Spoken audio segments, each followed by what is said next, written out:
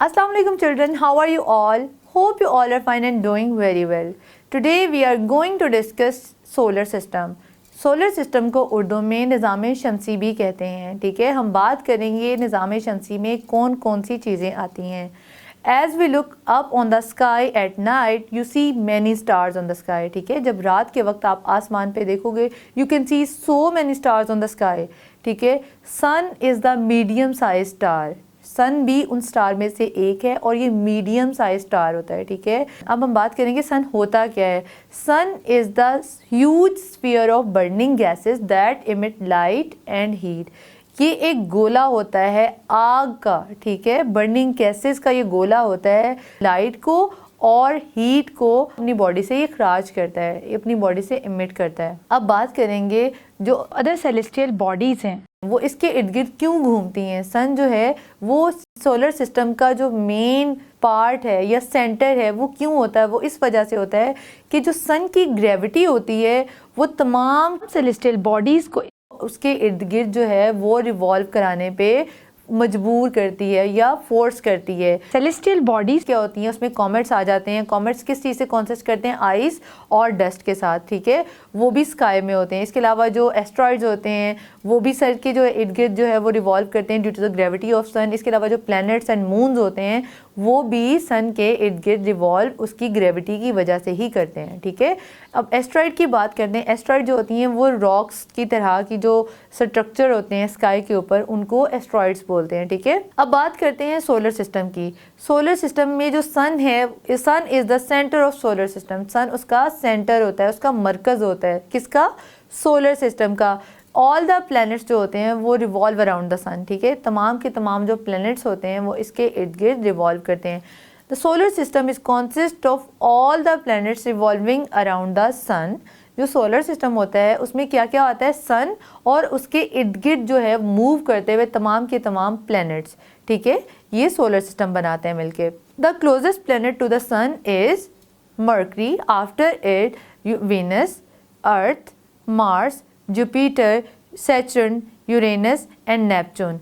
मतलब इनका सन के साथ जो डिस्टेंस है वो भी डिफरेंट होता है और तमाम के तमाम जो प्लैनेट्स होते हैं इनके साइज़ भी डिफरेंट होते हैं।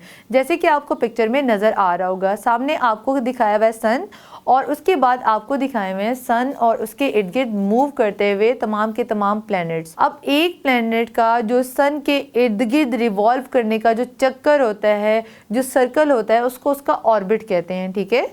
तमाम के तमाम प्लैनेट्स अपने मुतल्लिका ऑर्बिट में मूव करते हैं, ठीक है। कोई एक प्लैनेट दूसरे जो प्लैनेट है उसके ऑर्बिट में नहीं जाता। हर एक प्लैनेट अपनी एक मखसूस जगह पे सन के इर्द गिर्द मूव कर रहा होता है। अब सन की बात करेंगे। सन जो है वो मेन सोर्स है लाइट और हीट का on earth.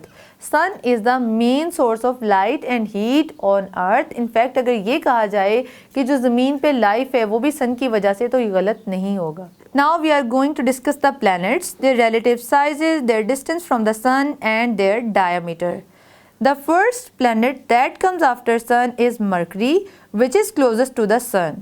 The distance from the sun is 50 million kilometer and the diameter is 4,900 kilometers. After that, Venus. Venus comes after Mercury and its distance from the sun is 110 million kilometer and the diameter is 12,100 kilometer. After that, Earth will come. Earth distance from the sun is 150 million kilometer and the diameter of the Earth is 12,800 kilometer.